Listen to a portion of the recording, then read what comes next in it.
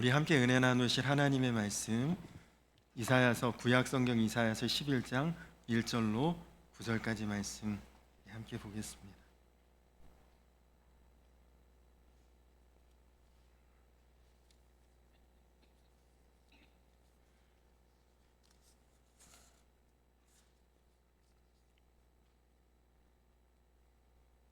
구약성경 이사야서 11장 1절에서 9절까지 말씀,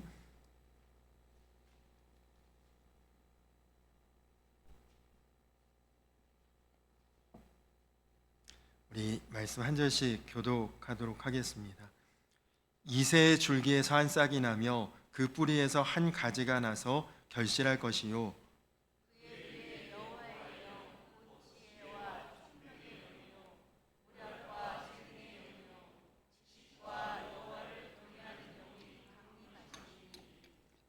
그가 여호와를 경외함으로 즐거움을 삼을 것이며 그의 눈에 보이는 대로 심판하지 아니하며 그의 귀에 들리는 대로 판단하지 아니하며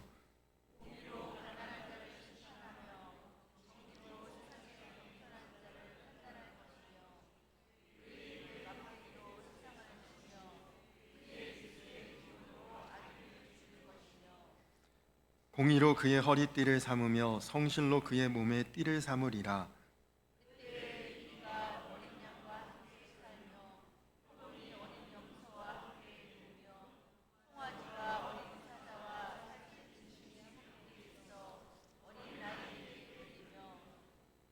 암소와 곰이 함께 먹으며 그것들의 새끼가 함께 엎드리며 사자가 소처럼 풀을 먹을 것이며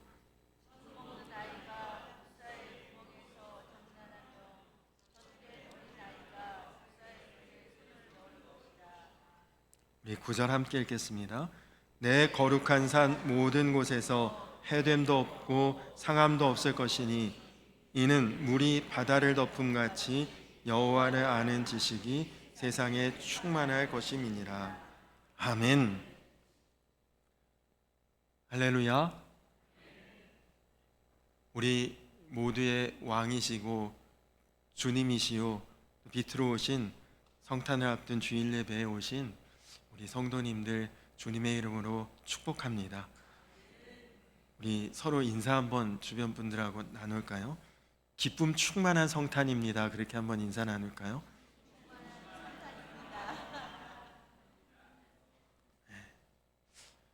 금주 목요일이 이제 성탄절입니다. 매년 우리가 성탄절을 맞이하는데 저도 제 나이에 비추어 보면 50번 이상 성탄절을 맞고 있죠. 근데 해가 지날수록 성탄의 기쁨이 많이 줄어들고 있는 것 같습니다. 물론 떠들썩하고 들뜬 분위기라야 옳다는 뜻은 아닙니다. 그렇지만 형편이 어렵고 현실이 좋지 않다고 마음의 기쁨까지 상실되어서는 안 됩니다. 예수님이 태어나시는 그 2000년 전에 성탄의 소식을 처음 들었던 그 목자들은 지금 여러분들보다 경제적으로 보면 훨씬 더 어렵고 가난했던 사람들인데 그 기쁨은 말로 다 할 수 없는 기쁨이었습니다. 헤롯 왕의 위협과 협박으로 두려웠던 동방 박사들도 기쁨으로 메시아를 축복하고 경배했습니다. 이스라엘의 성지 순례를 가면 반드시 꼭 가는 장소가 예루살렘입니다. 지금은 바뀌었지만 과거에는 이스라엘의 수도이기도 하고, 그리고 성지의 거의 많은 유적들이 예루살렘 부근에 다 몰려 있는데 이 예루살렘 도시를 한눈에 내려다볼 수 있는 좋은 전망대가 어디냐? 감람산입니다. 우리로 보면 뭐 북한산 아니면 뭐 남산 이런 정도 되겠죠. 근데 이 감람산에 공동묘지가 있습니다. 유대인들이 감람산 입구에 공동묘지를 묘비를 많이 세웠거든요. 이유는 그들의 메시아 신앙 때문인데, 유대인들은 메시아가 임하실 때에 성전의 동쪽 문으로 임하실 것이다. 그런 이제 유대인의 믿음이 있습니다. 근데 감람산이 바로 예루살렘 동문 동쪽 그 부근에 이제 감람산이 위치하고 있고, 그래서 메시아가 오실 때 제일 먼저 부활하겠다는 일념으로 감람산 부근에 묘지를 많이들 하게 되었다, 그런 설명을 들었습니다. 그러면 이 사람들은 도대체 왜 메시아를 기다리고 있을까? 간단하죠. 인생이 고달프기 때문에 메시아가 오셨으면, 그리스도가 강림하시면 좋겠다. 그래서 이맘때쯤 교회에서 자주 부르는 찬송 중에 우리가 지난주일에도 불렀죠. 104장 곧 오소서 임마누엘. 그 찬양의 가사를 보면 곧 오소서 임마누엘, 곧 오소서 귀하소서, 그 포로 생활 고달파 메시아를 기다립니다. 기뻐하라 이스라엘, 곧 오시리라 임마누엘. 이스라엘 백성들은 바벨론 포로기에 이제 나라가 망하고 포로로 끌려갔다가 비록 되돌아오기는 했지만 그 이후로는 어떤 나라의 형태 또 민족의 형태를 거의 잘 갖추지 못했습니다. 수많은 이방 민족의 압제와 불의에 시달렸습니다. 그래서 그토록 그들의 마음에 메시아가 빨리 좀 왔으면 좋겠다. 우리를 돕고 구원하고 우리를 살리실 그분이 빨리 좀 와주셨으면 좋겠다. 그렇게 메시아를 기다리고 사모하고 간절히 구하고 있었는데, 근데 예수님이 메시아로 이 땅에 오셨죠. 그래서 그것이 큰 기쁨의 좋은 소식이다. 드디어 메시아가 오셨으니 너무너무 기쁘고 좋다. 그래서 누가복음에 또 마태복음에 보면 이 큰 기쁨의 좋은 소식을 너희에게 전한다. 지극히 높은 곳에서는 하나님께 영광이요 땅에는 평화의 소식이라 그렇게 전하고 있습니다. 그렇게 유대인들이 기다리고 바라보는 그 메시아가 우리에게는 이미 오셨죠. 우리 마음 가운데도 심령 가운데도 임재하셨습니다. 그렇다면 이제 오늘 말씀은 그 메시아로 오신 주님이 우리와 함께할 때 어떤 일들이 벌어지느냐, 그것을 우리에게 설명하고 있는데, 이 설명은 이사야의 입장에서 보면 예언입니다. 왜냐? 그는 예수님보다 600년 전 사람이니까 이럴 것이다 라고 지금 예언하고 있는 것이죠. 우리 입장에서 보면 이것은 이미 2000년 전에 이루어진 일을 우리가 보고 있는 기록 아닙니까? 그러니까 오늘 이 말씀을 우리가 들으면서 정말 이 말씀에 기록된 내용이 내 삶에 얼마나 이루어졌는가, 나는 정말 말씀에 기록된 대로 살고 있는가를 오늘 우리가 확인해야 되는 그런 시간입니다. 오늘 말씀에는 예수님이 이 땅에 정의로운 왕으로 오셨고 평화의 왕으로 오셨다, 이 두 가지로 우리에게 예수님을 소개하고 있는데, 자, 여러분, 정의라고 하는 것이 무엇일까요? 정의. 정의라고 하는 것은 한자 그대로 보면 올바르고 의로움, 이게 정의죠. 올바르고 의롭다. 사실 이 정의라고 하는 것이 무슨 뜻인가를 정의하기가 진짜 쉽지 않습니다. 악한 자에게는 벌을 주고 착한 사람에게는 복을 주는 것도 정의라고 할 수 있겠죠. 요즘 같은 세상에서는 각 개인의 자유와 권리를 보장해 주는 것도 정의라고 할 수 있고, 또 모든 사람에게 균등한 기회를 주는 것도 그것도 정의라고 볼 수가 있겠죠. 이런 내용들이 보통 상식적인 정의라고 하는 말의 이제 표현입니다. 그런데 여러분, 하나님이 말씀하시는 정의는 좀 다릅니다.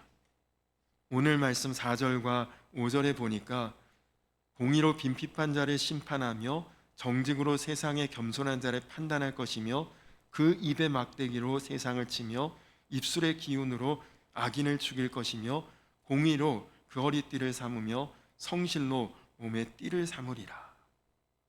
이게 지금 하나님이 말씀하신 정의의 내용이거든요. 이게 무슨 내용이냐? 세상에서 힘있고 부유한 자들에 의해서 가난한 사람이나 겸손한 사람들이 상대적으로 억울한 일을 많이 당하고 피해를 많이 보고 있다는 것이죠. 그래서 대부분의 사람들이 부정한 방법이라도, 불의한 방법이라도 동원해서 힘을 갖기를 원하고 물질을 가지려고 그렇게 발버둥 치는 것 아닙니까? 그러나 우리 주님 메시아가 오시면 부당하고 불공정하고 불평등한 대우받던 자들을 다 위로해 주시고 회복해 하시겠다.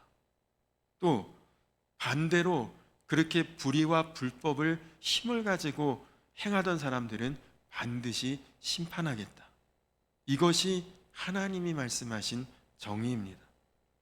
그러니까 한마디로 하나님의 정의는 힘이 있고 권세 있는 것을 가지고 함부로 남용하고 불법으로 행한 자들은 반드시 처벌할 것이요, 그리고 힘없고 가난하고 어려웠던 사람들은 다시 하나님께서 그 어려움을 보상하고 그 받은 모든 것들을 보존해 주시겠다.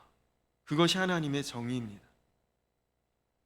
여러분, 가만히 세상의 이치를 보십시오. 세상의 이치는 반대이지 않습니까?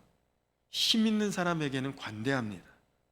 근데 약한 자들에게는 가혹합니다. 수백억, 수천억을 횡령한 기업주는 집행유예나 아니면 금방 사면을 받기도 하지만 힘없는 그냥 물건 몇 개 훔친 좀도둑은 오히려 모든 처벌을 다 받아야 되지 않습니까? 그런데 하나님의 정의는 힘 있는 자들에게는 엄격한 것이고 힘 없는 자들에게는 관대한 것이 하나님의 정의라는 것이죠. 하나님은 왜 이런 마음을 가지셨느냐? 왜 약한 자들 편에, 가난한 자의 편에, 없는 자의 편에 하나님은 이런 마음을 더 가난한 자들에게 마음을 갖게 되셨느냐? 그것은 하나님의 백성 이스라엘 민족이 애굽 땅에서 노예살이를 했기 때문입니다. 약한 자들의 하나님이셨기에 약한 자들의 마음을 헤아리실 수 있었던 거죠. 수능 시험을 앞둔 수험생의 부모 눈에는 온통 시험 관련 소식이 제일 민감한 사안이죠. 장애아 자녀를 둔 부모는 장애아 관련 소식이나 정책에 민감할 수밖에 없겠죠. 하나님은 약한 자를 때려 죽인 가인이 아니라 억울하게 죽어간 아벨의 소리를 하나님은 들으시는 하나님이십니다. 이스라엘 민족을 출애굽시킨 이유도 그들이 애굽 사람들에게 부당하게 당하는 그 울부짖음의 소리를 들었기에 출애굽의 역사를 일으키신 것이죠. 하나님은 약한 자의 하나님, 없는 자의 하나님, 가난한 자의 하나님이시라는 것입니다. 오늘 말씀의 시작도 그렇습니다. 이새의 줄기에서 한 싹이 난다, 그렇게 표현합니다. 이새가 누구죠? 다윗의 부친, 다윗의 아버지가 이새입니다. 근데 사실 이새라고 하는 사람은 무명의 존재예요. 아무것도 내세울 것이 없고 이스라엘 사람들이 알만한 인물도 아닙니다. 오히려 신약 성경의 마태복음에 보면 아브라함과 다윗의 자손 예수 그리스도의 세계라, 아브라함을 앞세우고 있고 다윗을 앞세우고 있습니다. 이게 훨씬 더 정확한 것이죠. 그러니까 오늘 이 이사야서의 말씀도 사실 정확하게 표현하려면 다윗의 줄기에서 한 싹이 나며, 이게 더 맞아야 되지 않습니까? 근데 그럼에도 불구하고 이사야 선지자는 그의 선지서에 계속 이새의 아들, 이새의 줄기, 이새의 후손, 이새를 강조합니다. 다윗이 아닌 그 아버지를 강조하고 있는 것이죠. 다윗은 우리로 치면 광개토 대왕, 세종대왕, 이순신 같은 인물을 다 한 번에 합친 것과 같은 그런 사람이 이스라엘에서 다윗입니다. 다윗 왕 그러면 이스라엘 사람들은 그냥 머리 숙일 수밖에 없는 그런 존귀한 왕이거든요. 근데 그의 아버지 이새는 사실 알려지지 않은 사람이에요. 다윗이 왕가의 아들로 태어나서 제왕 교육을 받고 그래서 훌륭한 왕이 되고 메시아의 원줄기가 된 것이 아니라 그가 사실은 무명한 자의 아들로 태어나고 양치는 자였던 이새의 아들로 태어난 자이지만 그렇게 훌륭하고 위대하고 대단한 왕이 될 수 있었던 것은 하나님이 다윗을 만드셨다는 것이죠. 하나님이 다윗을 키우셨고 기르셨고 세우셨다는 뜻입니다. 예수님도 목수의 아들로 태어나셔서 메시아가 되셨죠. 예수님이 천한 목수의 아들이었기 때문에 사람들은 더욱 예수님을 메시아로 인정하지 않았습니다. 아니, 로마 황제의 아들이나 하다못해 유대 왕족인 헤롯 왕가에서 그가 태어났다면 사람들이 역시 혈통을 보니 메시아가 될 수도 있겠다라고 인정을 했을 텐데 예수님은 목수의 아들, 가난한 말구유에서 가장 초라한 모습으로 빈곤한 모습으로 태어나셨다가 십자가에서 가장 비참한 모습으로 돌아가셨습니다. 그래서 여러분, 우리는 내 자신이 아무리 작고 초라하고 미미하게 여겨질지라도 또 내가 무능하게 생각이 들고 그리고 내가 사람들에게 잘 인정받지 못할지라도 우리에게는 소망이 있습니다. 왜냐? 예수님이 바로 그렇게 이 땅에 오셨고 하나님은 바로 그런 자들의 편에 서 계신다는 것이죠. 제가 예전에 군대에 있을 때 벌써 한 30년 전이니까 꽤 오래전 일인데 부모님이 저에게 면회를 와서 외박을 나간 적이 있습니다.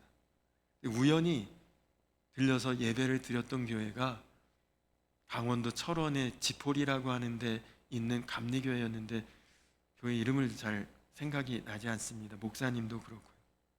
근데 그날 그 교회에서 예배를 드리는데 마침 목사님이 자기가 왜 기독교 신앙을 갖게 되었는지를 간증하는 그런 이제 설교를 하셨어요.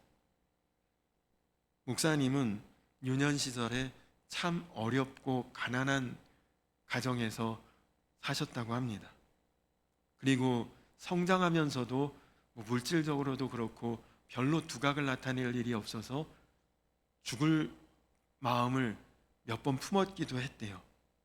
근데 이렇게 죽으면 너무 인생이 허무하지 않은가 싶어서 뭔가 신앙을 좀 의지해 보려고 처음에는 절에를 가셨대요. 근데 절에 가면 여러분 그 부처님 불상 있지 않습니까? 근데 그 불상을 보고 마음에 확 실망이 되더랍니다. 여러분 절에 가보셨는지 모르겠지만 절에 이 부처님 불상을 보면 왠지 후덕하지 않습니까? 얼굴은 좀 통통하고 몸은 좀 토실토실 이렇게 살이 좀 붙어 있고. 근데 그 부처님 불상을 보니까 아무리 신이라고 하지만 저런 분이 내 고통을 아실까? 저렇게 잘 먹고 호강하고 꼭 좋은 그런 모습이시잖아요. 보면 모습이잖아요. 저런 분은 내 고통 몰라주실 것 같다. 그래서 절에서 발걸음을 돌려서 교회에 갔는데 교회에 가서 보니까 교회 강단 중앙에 십자가가 있는 거예요. 저 십자가는 무엇을 의미하나 그냥 이렇게 바라보다가 예배 마치고 내려오는데 교회 벽에 이제 어떤 화가가 그린 이제 그림을 전시하고 있었는데 그 그림을 보니 십자가에 예수님이 벌거벗긴 채 매달려 있는 그림이었답니다. 근데 너무 갈비뼈도 다 드러나는 앙상하고 야위어 보이고 표정은 고통스럽고 그렇게 힘들게 십자가에 달려있는 그 예수님의 모습을 보니까 이분은 내 고통을 좀 아실 것 같고 이해할 것 같다, 그런 생각이 들더래요. 그래서 예수님을 믿게 되었고 뒤늦게 신학을 공부해서 목사가 되었다고 합니다. 그러면서 그 목사님 하시는 말씀이, 제가 다른 종교를 비판하려는 것은 아닙니다. 그러나 분명한 사실은 예수님은 우리와 함께 하시는 분이시고 우리의 모든 고통을 다 이해하시는 분이십니다. 그런 말씀을 하시더라고요. 여러분, 그렇죠. 우리가 누군가를 이해하고 그 입장을 헤아리려면 그와 같은 처지, 같은 입장, 같은 상황이 되어보는 것이 제일 정확하지 않겠습니까? 오헬리의 강도와 관절염이라고 하는 단편 소설이 있습니다. 어느 집에 강도가 들었는데 강도가 주인에게 소리칩니다. 손들어! 하고 칼로 미역을 하면서 소리를 치니까 그 주인이 손을 드는데, 여러분, 강도가 손들어 그럼 이렇게 들어야죠. 근데 이 주인이 이렇게 한 손만 들더래요. 그래서 강도가 두 손 다 들라니까 그랬더니 주인이, 아우, 제 왼팔에 관절염이 있어서 제가 손을 들 수가 없습니다. 그래서 강도가 퉁명스럽게, 아, 나도 요즘 관절염으로 고생하는데 그거 몇 년 알았소? 그러더래요. 한 3년쯤 되는 것 같습니다. 그랬더니, 그 고생 좀 하겠네. 나 한 10년 정도 관절염 앓고 있는데 그래서 내가 일도 못하고 이 강도 짓을 하고 있는 거라니까. 그랬더니 이 집주인이, 참 고생이 많으십니다. 근데 관절염에 무슨 특효약이라도 있을까요? 그랬더니 강도가, 관절염엔 특효약이 없어. 그냥 몸 조심하고 지내는 수밖에 없지. 그런 식으로 이제 이야기꽃이 핀 거죠. 그랬더니 처음에 겁을 내던 이 집주인 그 사모님이 아예 차까지 끓여서 내오고, 그래서 한밤중에 그냥 그 집에서 서로의 그 아픔을 이야기하는 그런 이야기꽃이 만발하고, 강도는 결국 강도 짓을 포기하고 그 집을 웃으면서 떠났다. 오엘리의 강도와 관절염이라는 이야기입니다. 입장이 같으니까 마음이 통하고 대화가 되더라는 말이죠. 근데 여러분, 예수님은 우리 입장이 되신 분 아닙니까? 하나님이신데 인간이 되셨고, 그것도 가장 가난하고 비난하고 어려운 그런 목수의 아들로 말구유에서 태어나신 분이죠. 제가 어릴 적 읽었던 동화 중에 왕자와 거지라는 동화가 있습니다. 주인공인 왕자가 한때 호기심에 자기하고 똑같이 생긴 거지와 옷을 바꿔 입고 그리고 거지 생활을 해봤다가 나중에 왕이 됐는데, 그는 성군, 훌륭한 왕이 됐대요. 왜냐?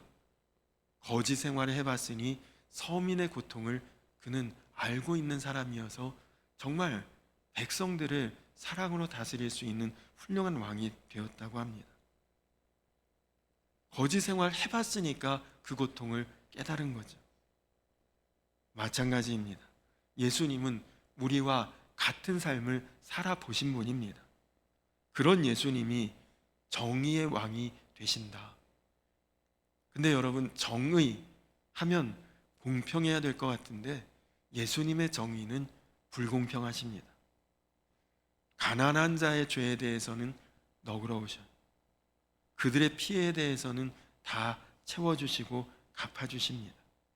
그러나 힘 있는데, 강한데, 권세 있는데 잘못 행하는 사람들에게는 반드시 그 대가를 치르게 하십니다. 저는 우리 그리스도인들이, 또한 이 땅의 교회들이 힘과 권력을 가졌다고 그것을 함부로 내세우고, 그리고 그것으로 함부로 누군가를 차별하고 그런다면 그것은 예수님의 정의에서 어긋난 것이죠. 간절히 바라기는 우리 교회 안에서는 정말 어느 누구나가 다 왕 같은 제사장으로 그렇게 대접받고, 누구나 가릴 것 없이 서로를 축복하고 사랑하고 섬기며 예수님의 정의가 실현되는 그런 우리 교회가 되기를 주님의 이름으로 축원합니다. 또 예수님은 평화의 왕으로 오셨습니다. 오늘 말씀을 읽어보니까 이게 진짜 평화구나. 좀 성경 말씀의 구절구절이 다 그것을 우리에게 보여주고 있죠. 이리와 어린 양이 함께 뛰고 있고, 표범이 염소와 같이 누워 있고, 송아지와 사자가 어린아이의 손에 끌려다니고, 암소와 곰이 같은 먹이를 먹고 있고, 독사굴에 아이가 손을 넣는데 물지도 않고. 여러분, 이거 가능한 일입니까? 완전 자연의 법칙을 거스르고 있죠. 자연의 법칙은 약한 자는 강한 자에게 먹히는 것입니다. 생존에 적합한 사람만, 적합한 그런 존재만 살아남는 것이죠. 그런데 이제는 더 이상 서로 해칠 이유도 없고 서로 상처받을 일도 없어진다고 합니다. 서로 싸우고 또 먹고 먹히고, 그것은 하나님의 질서가 아니라는 것이죠. 메시아 예수 그리스도께서 다스리는 나라는 맹수가 야성을 잃어버리고 독사에게는 독이 없어지고, 그러니 뭘 해도 해할 일도 없고 상할 일도 없는 그런 곳이 메시아의 나라죠. 그렇게 될 수 있는 이유가 무엇이냐? 9절에 그 이유를 이렇게 선언합니다. 나의 거룩한 산 모든 곳에서 해됨도 없고 상함도 없을 것이니 이는 물이 바다를 덮음같이 여호와를 아는 지식이 세상에 충만할 것임이니라. 하나님을 아는 지식, 곧 우리가 믿음으로 충만해지면, 그러면 더 이상 서로 미워할 일도 갈등할 일도 해칠 일도 상처받을 일도 다 없어진다는. 여러분, 도로가 아무리 지저분하고 더럽고 청소가 안 돼 있고 막 동네가 쓰레기장 같아도 간밤에 한방눈 한번 펑펑 내리면 어떻습니까? 다음날 일어나면 쓰레기고 지저분한 것이고 다 그 눈 아래 덮여 있고, 눈 위는 너무너무 깨끗한 눈으로만 충만해지죠. 바다도 마찬가지. 바다도 얼마나 많이 오염된 것들도 있고, 바다도 들어가 보면 우리 육지처럼 높이 솟은 것도 있고 낮은 것도 있고, 바다도 높낮이가 있는데, 이렇게 땅에서 바다를 보면 어떻습니까? 저 수평선 끝까지 평평하죠. 이유는 바다를 물이 다 덮고 있기 때문에 그렇게 보이는 것 아닙니까? 우리의 신앙생활도 마찬가지입니다. 하나님의 은혜가 나를 덮고 하나님을 향한 지식의 충만함이, 그 믿음이 모든 것을 다 덮어버릴 수 있으면 그 안에 미웠던 것, 힘들었던 것, 갈등했던 것, 상처를 주고받았던 것들을 다 덮어버린다는 거죠. 그래서 우리는 하나님을 아는데 우리의 마음을 다해야 합니다. 하나님을 알면 알수록 그 영적인 깊이만큼 우리의 아픔, 상처, 갈등, 문제 다 덮여지는 것이죠. 지금은 돌아가신 박완서라고 하는 작가가 있습니다. 이분은 기독교인은 아니고 카톨릭 신자였는데, 이분이 이제 어느 월간지에 글을 기고한 내용을 제가 한번 보았는데, 그 내용이 참 감명이 깊었습니다. 그분이 이제 성경을 읽다 보니 예수님이 너희는 세상의 소금과 빛이 되라, 그렇게 말씀을 하셨대요. 근데 이 박완서 씨가 자기는 절대 소금은 될 수 없을 거라고 생각했답니다. 왜냐하면 소금이 짠맛을 내기 위해서는 녹아져야 되잖아요. 바닷물이 짠 이유 소금이 녹아져 있기 때문이죠. 우리가 음식을 먹을 때 짭짤한 이유 소금이 녹아져 있기 때문이죠. 근데 이 박완서 씨는 자기를 녹여낼 정도로 누군가를 위해서 삶을 희생하고 싶지가 않았답니다. 그래서 나는 절대 소금 같은 삶은 못 살겠다, 그렇게 생각했는데, 그 뒤에 보니까 빛이 되라고 하니, 빛은 어떻습니까, 여러분? 빛은 환히 드러나잖아요. 사람들이 쳐다보고 주목받고, 그리고 그냥 한가운데 있어도 드러나는, 아, 이 빛은 그래도 해볼만 하겠구나, 빛으로 사는 것은 괜찮다는 생각이 들었답니다. 소금은 녹아져야만 맛이 나지만 빛은 그냥 있는 대로 드러내면 사람들이 나를 우러러볼 수도 있고 칭찬할 수도 있고 좋아할 수도 있고. 근데 이 박완서 씨가 지금 우리와 같은 이런 대강절에, 이 지금 강대상 앞에 촛불 보이시죠? 이 촛불을 보다가 마음이 확 깨달아졌대요. 아, 빛도 그냥 빛나는 것이 아니구나. 양초가 자기를 녹여내야만 빛을 발할 수가 있는 거구나. 그래서 이분이 이렇게 기도했대요. 주님, 저는 소금도 못 됩니다. 저는 빛도 감당하지 못하겠습니다. 나를 태우고 녹여서 빛을 발해야 한다면 저는 그렇게는 감히 살 자신이 없습니다.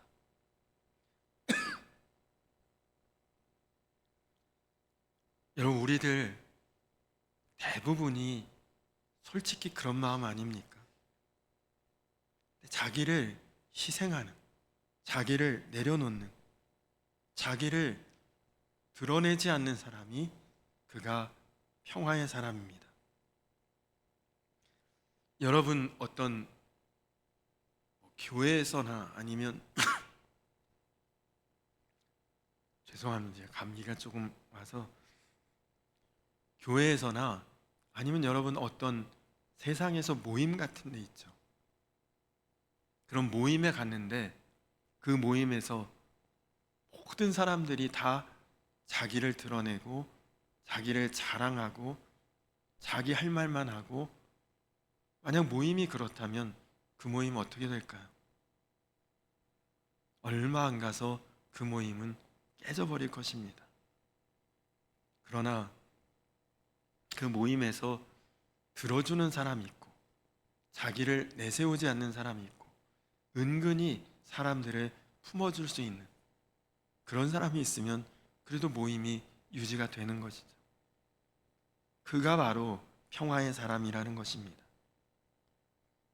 여러분은 어느 쪽에 속하십니까? 여러분은 갈라진 것도 하나로 만들어내는 분들이십니까? 아니면 하나인 것을 갈라놓는 역할을 하고 계십니까? 교회 안에서도 여러분은 사람들을 마음 편하게 섬겨주고 도와주고 그리고 세워주는 사람입니까? 아니면 내가 드러나고 나를 내세우는 그런 사람입니까? 하나님께서 어떤 교회를 주목해 보실까요? 하나님은 우리 성광교회에 성도가 몇 명쯤 출석하나? 하나님 관심 아닙니다. 또 우리 교회 나오는 성도들이 어떤 사람인가? 부자가 있나? 혹은 좋은 대학 나온 사람 있나? 혹은 좋은 직장 다니는 사람 있나? 혹은 어디 괜찮은 동네 사는 사람 있나? 하나님 전혀 이런 거 궁금해하지 않으시. 또 우리 교회 재정 규모가 얼마나 되나? 그것도 주님께는 중요하지 않습니다. 그러면 하나님의 관심은 뭘까요? 그것은 이 교회 정말 평안한가? 이 교회 정말 평화로운가? 이 교회가 정말 사랑으로 하나 된 교회인가? 하나님은 우리 교회를 그런 관심으로 보십니다. 왜 그렇습니까? 안타깝게도 교회는 많은데 교회가 정말 사랑으로 온 교우들이 하나 된 교회가 얼마나 될까요? 우리 교회는 정말 예수님 사랑으로 하나 되고 또 예수님이 주시는 평안함 가운데 평화롭고, 그래서 주 안에서 화목하고 든든히 서는 그런 교회가 되기를 기대하고 소원합니다. 여러분 스스로가, 우리 스스로 빛되기는 어렵지만 여러분을 통해서 그리스도의 빛이 주변에 흘러나갈 수 있도록 여러분 막힘이 되지 말고 주님의 통로가 되시기를 간절히 축원합니다. 그렇게 할 수 있는 삶의 비결은 성탄을 통해 우리에게 오신 예수님이 정의의 왕이요 평화의 왕이요 그리고 나의 왕이십니다. 그렇게 고백할 때 반드시 하나님이 말씀하신 정의롭고 평화로운 성탄의 축복이 우리 인생 전체에 또 우리 교회 위에 임하게 될 줄로 믿습니다. 주님을 믿고 의지하는 그런 마음으로 이제 지나간 삶을 감사하시고 또 새해를 소망하는 마음을 품고 나아가실 때에 하나님께서 여러분의 삶에 여러분의 신앙에 의미 있는 열매를 맺어가게 하실 줄로 믿습니다. 간절히 바라기는 정의의 왕이 되시고 평화의 왕이 되시며 이 성탄의 진정한 주인공이신 예수님을 바라볼 수 있는 성탄절이 되시고 나는 아무것도 한 일이 없는 것 같은데 하나님이 나를 통해 일하시는 그 놀라운 은혜를 그 놀라운 축복과 기쁨을 반드시 여러분이 맛보고 경험하고 간증하는 그래서 여러분이 있는 그 자리가 정의로운 자리가 되고 여러분이 있는 그 자리가 평화의 터전으로 세워져 갈 수 있기를 주님의 이름으로 간절히 축원합니다. 우리 이 시간 다 자리에서 일어서서 당신은 영광의 왕 우리 찬양하시면서 준비하신 예물 봉헌하시고 그리고 함께 기도한 후에 축도로 예배를 마치도록 하겠습니다.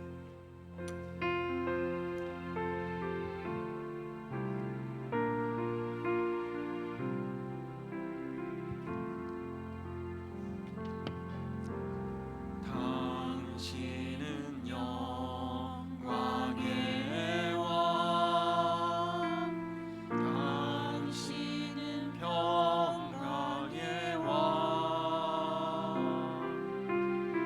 당신은 하늘과 땅의 주 당신은 정의의 아들 천사가 무릎 꿇고 예배하고 찬송하는 영원한 생명 말씀 당신은 예수 그리스도 주 호산나 다윗의 자손께 호산나 불러 왕중의 왕 높은 하늘의 영광은 예수 주 메시아 호산나 다윗의 자손께 호산나 다윗의 자손께 호산나 불러 왕중의 왕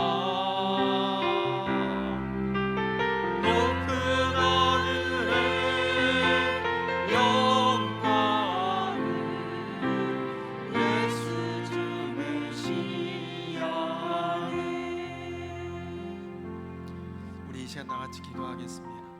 우리 이 시간 나같이 기도하실 때 우리 주님은 정의로우신 분입니다.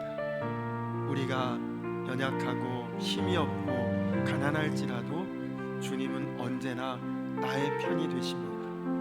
나를 위로하시고 세우시고 일으키시고 혹은 우리가 힘이 있고 권세 있고 높은 자리에 있다면 우리로 항상 겸손하게 그것을 남용하지 말고 모든 은혜로 모든 것을 덮어가라고 말씀하십니다. 또 주님은 평화의 왕이십니다. 내가 있는 자리가 화목하고 평화롭고 하나 되는 곳인지, 아니면 갈등하고 분열하며 다툼이 있는 곳인지 항상 돌아보고, 주님, 내가 주변에 평화를 이룰 수 있는 화목해 하는 삶이 나를 통해 이루어지게 하여 주시옵소서. 우리 다 같이 기도하시고, 그래서 이 성탄이 그 어떤 때보다 우리 마음에 큰 기쁨과 은혜가 될 수 있도록 이 시간 다 같이 주여 한번 부르고 기도하겠습니다. 주여.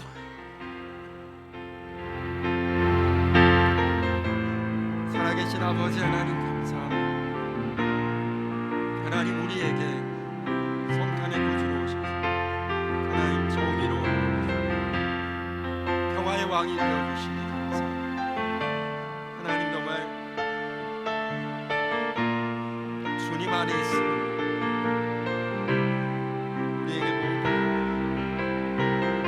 임하게 되어 주옵소서.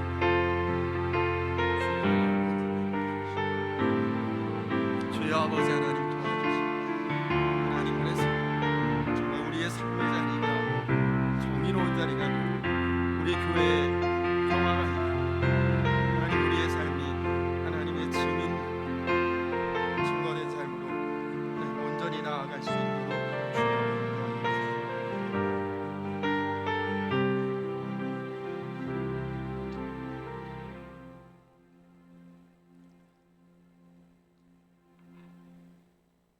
내 거룩한 산 모든 곳에서 해될 것도 없고 상함도 없을 것이니 이는 물이 바다를 덮음같이 여호와를 아는 지식이 세상에 충만할 것임이니라. 주님, 말씀과 같이 주의 은혜가 또 우리의 믿음이 더욱 깊어지고 더욱 커지고, 그래서 우리가 경험했던 아픔, 슬픔, 고통, 문제 다 덮어버릴 수 있게 하여 주시옵소서. 주님은 정의의 왕이십니다. 약자와 가난한 자와 힘없는 자를 위로하시고 세우실 것이며, 또 주님은 평화의 왕이십니다. 우리가 주 안에서 늘 기쁘고 하나 되고, 그리고 평화롭고 화목하게 살아갈 수 있도록 주님 언제나 우리 교회를 붙들어 주시고, 또 우리 성도님들이 그런 화목해하는 자, 평화를 이루는 그런 삶으로 나아갈 수 있게 하여 주시옵소서. 성탄의 기쁨을 놓치지 않게 하여 주시옵소서. 메시아이신 주님께서 우리에게 우리와 같은 모습으로 오심을 우리가 기쁜 마음으로 바라보며 맞이하며 기쁜 성탄을 보낼 수 있게 하여 주시옵소서. 귀한 예물 주님 기뻐 받으시고 합당한 주의 일에 온전히 쓰여지게 하여 주시옵소서. 이제는 우리를 죄에서 구원하신 우리 구주 예수 그리스도의 크신 은혜와 아버지 되신 하나님의 놀라우신 사랑과 하나 되게 하시는 성령의 교통하심이 이제 정의의 왕, 평화의 왕으로 오신 그 주님이 나의 왕 되심을 믿고 우리 삶 속에 정의와 평화를 실현하며 나아갈 사랑하는 주의 모든 형제 자매들 위해 이제로부터 영원토록 함께하여 주시기를 간절히 축원하옵나이다.